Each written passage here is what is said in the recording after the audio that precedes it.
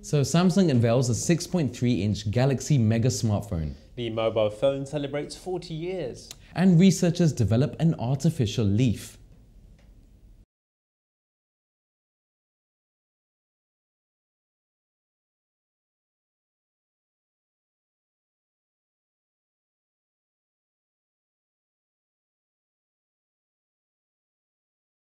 Assalamu alaikum and welcome to another edition of Insight.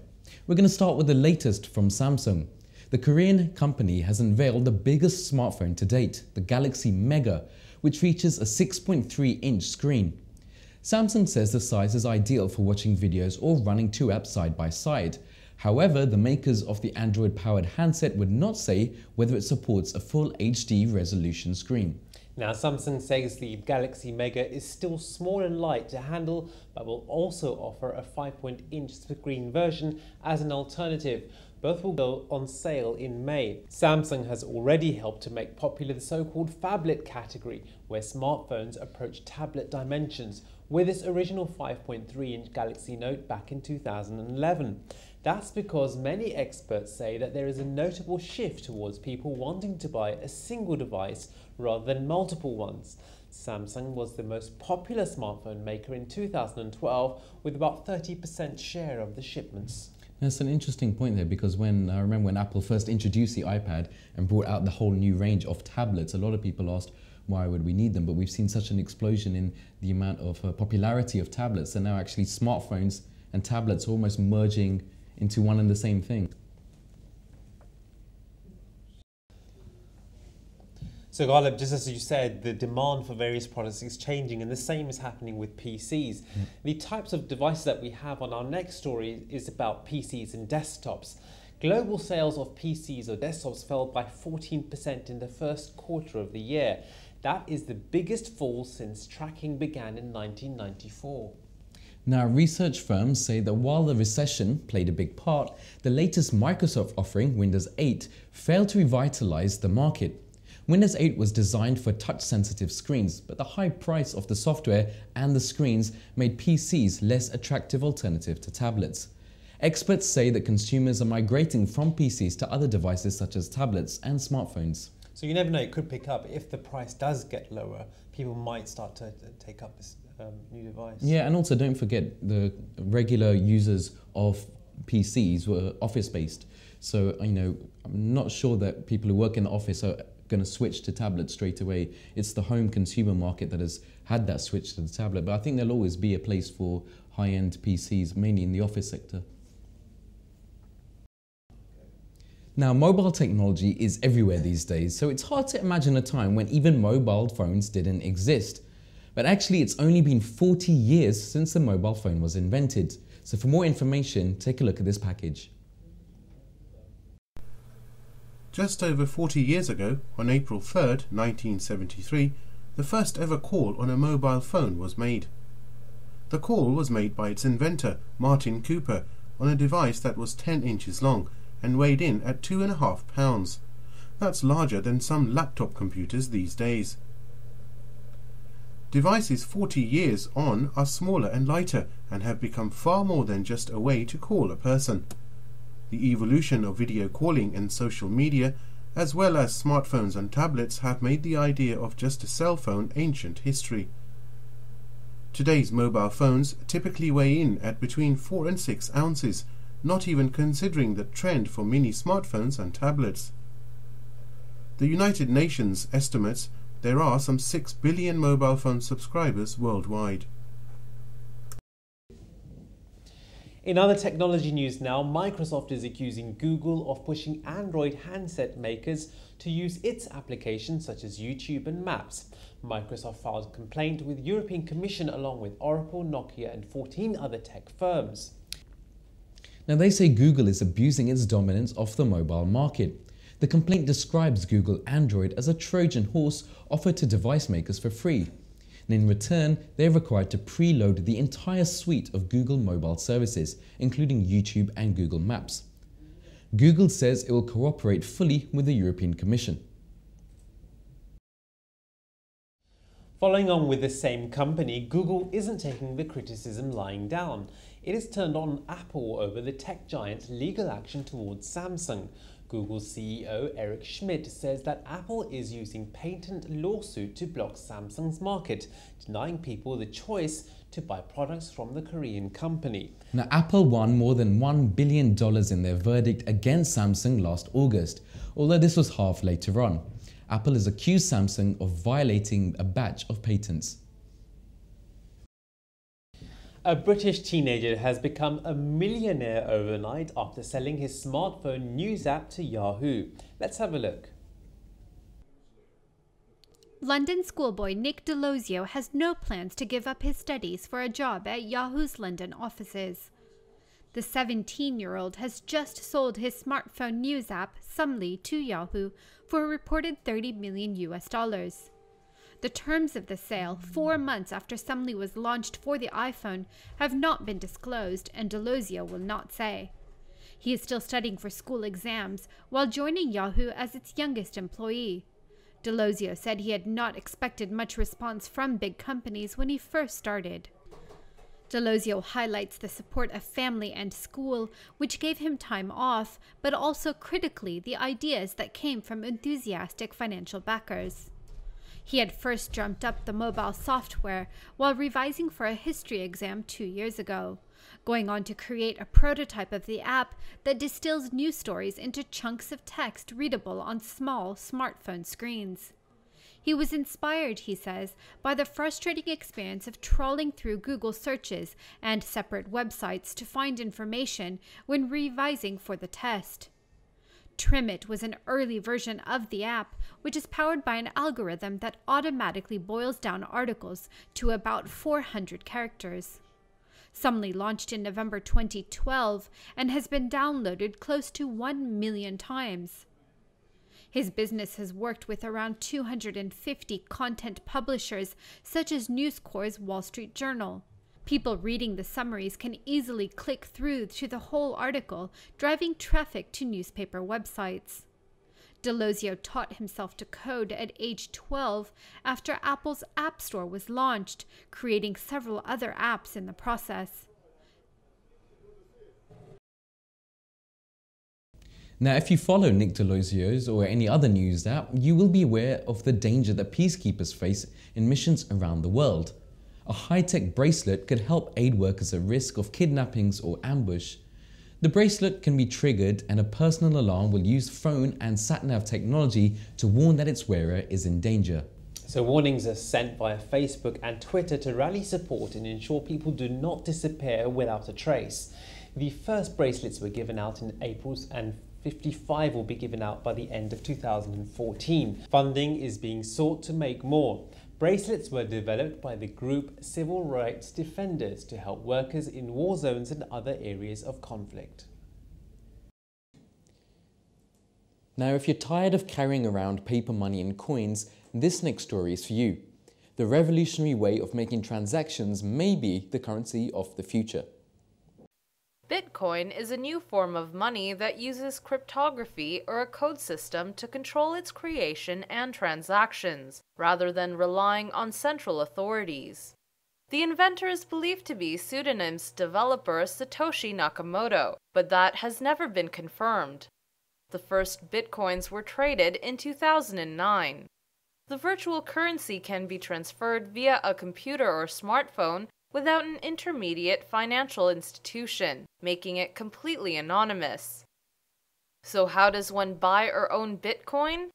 Traders like Mt. Gox facilitate the exchange of Bitcoins between users globally up to 16 different currencies, along securely storing Bitcoins in a virtual vault for safekeeping. Experts say that there is a maximum finite number of Bitcoin that will ever be available, i.e. 21 million. Currently, 25 new Bitcoin are created or mined every 10 minutes. The value of Bitcoin fluctuates, trading close to $90 in mid-April. If a bill total is, for example, $50, then that would be 55.55% of the value of one Bitcoin, if that Bitcoin's value was $90. Bitcoin's survival rests a great deal on the currency and its supporters' ability to ensure that an increasing number of vendors accept the tender. Though brick-and-mortar businesses are less likely to accept the virtual currency, Bitcoin might succeed in gaining popularity and value on the web. Now, we've been following FIFA's Goalline technology plans for all of you sports fans out there. Now, here's just a quick update to tell you that FIFA has picked Goal Control as the official provider for its major tournaments coming up, including the Confederations Cup in Brazil this year. The company will also be used at the Brazil's World Cup in 2014. The Germany-based company uses 14 high-speed cameras around the pitch to help referees accurately assess goals. Now, in other science news, engineers are working on the latest batch of solar cars for the upcoming North American Solar Challenge and World Solar Challenge in October. Engineers are getting cars ready under new criteria. Now, previously the cars only had to have 3 wheels and did not have to be saleable, but now the cars must be mainstream enough to make their way to the showroom floors. The University of Michigan engineers are finishing their entry called Generation, which has a carbon fiber body to help reduce drag. Now, Cuba may not have internet connectivity and only recently allowed the use of mobile phones, but it is already getting into the smartphone app market. Here's a special report. A new cell phone application to access a Cuban information site modeled after the world-famous Wikipedia was launched in Havana. EcuRed, inaugurated in 2010, is the most used digital portal on the island and receives over 100,000 hits per day. Cubans were first allowed to buy and use cell phones in 2008. By 2011, the country reported having 1.3 million mobile phones, though users do not have internet connectivity.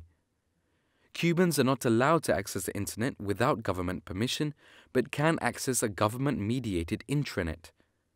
The Cuban government blames the United States embargo for denying access to underwater cables, saying it must use a satellite system and is limited in the space it can buy.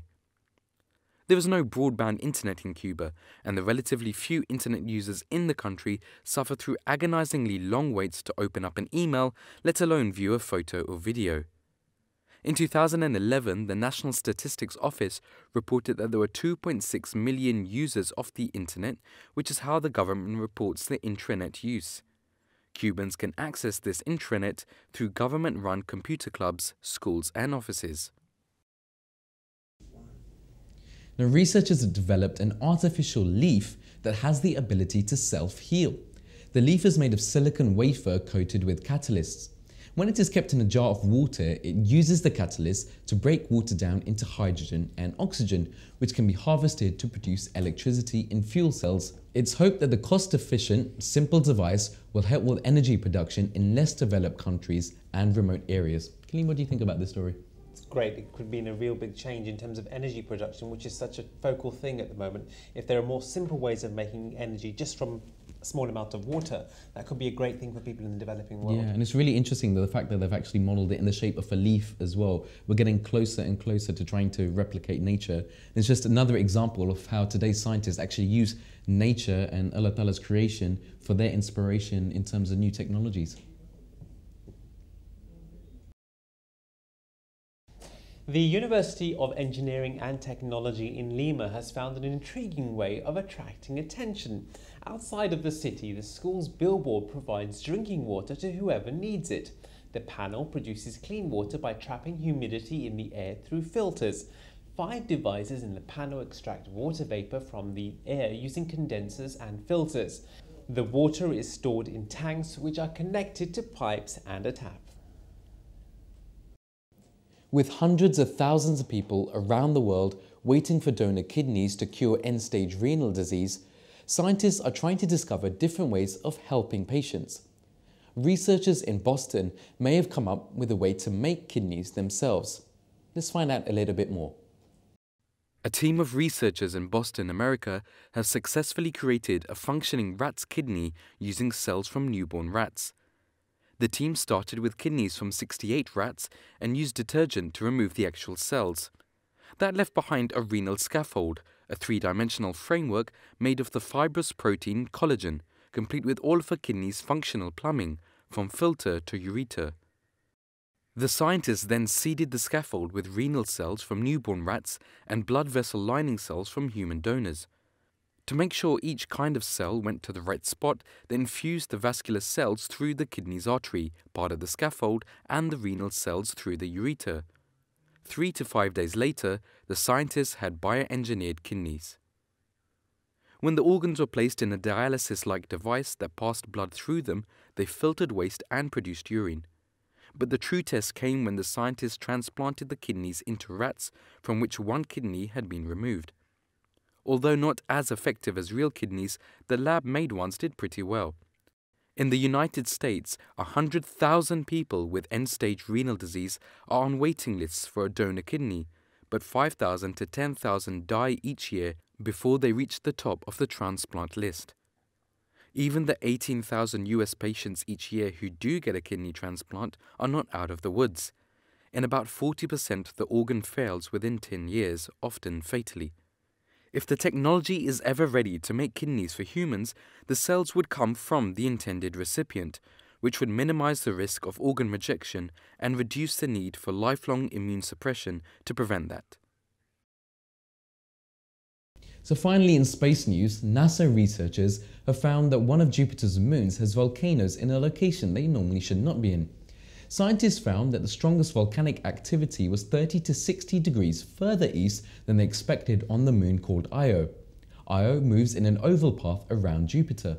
Now, changes in proximity to Jupiter cause Io to flex in response to Jupiter's gravitational pull. Flexing generates heat, which becomes volcanic activity. This means Io may rotate faster than previously thought. It opens up lots of new questions about volcanism of moons and planets. Well, that's all the time that we have for on this episode of Insight, but inshallah we'll be back in a couple of weeks with more technology news and reviews. We hope you're enjoying our new Insight. We want to hear what you think about the stories and products we've talked about today. Also tell us what you want to see on our program. Send your comments to insight@mta.tv and we'll share them on our next show. Don't forget to follow us on Twitter for our latest technology news @InsightMTA. So thanks for joining us, and from Kaleem and myself, Assalamu alaikum.